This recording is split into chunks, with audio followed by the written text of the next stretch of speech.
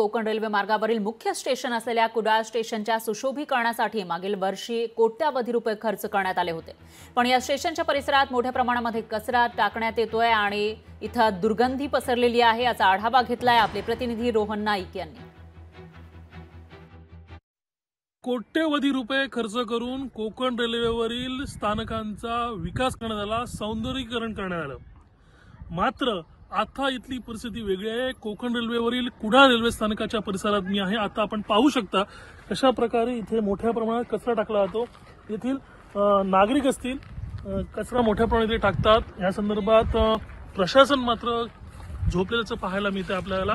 मी इथला जो कचरा टाकण्यात येतो, प्लास्टिक असतील, प्लास्टिकचे बॉटल्स असतील, मद्याच्या बॉटल्स असतील, असा मोठ्या प्रमाणात हा कचरा इथे टाकला जातो आणि याबाबत दुर्लक्ष पूर्ण केलेलं आहे। मोठ्या प्रमाणात इथे दुर्गंधी सुटलेली आहे। बाजूला कुडाळ रेल्वे स्टेशन आहे।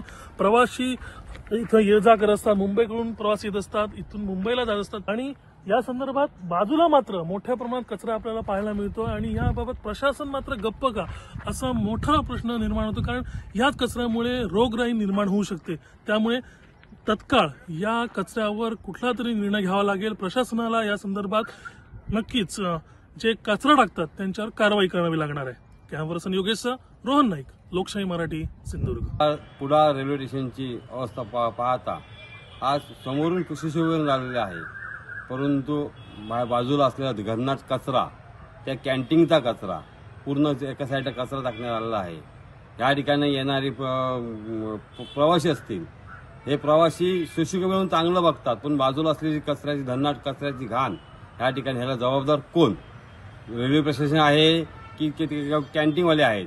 ह्याची दखल घेणार कोण? आणि ह्याची दखल लवकर शासन घ्यावी, अन्यथा त्या ठिकाणी लवकर आंदोलन करण्यात येईल, याच आम्ही शासनाला सूचना देतो। लोकशाही मराठी, ऐका, पहा, जागरूक रहा।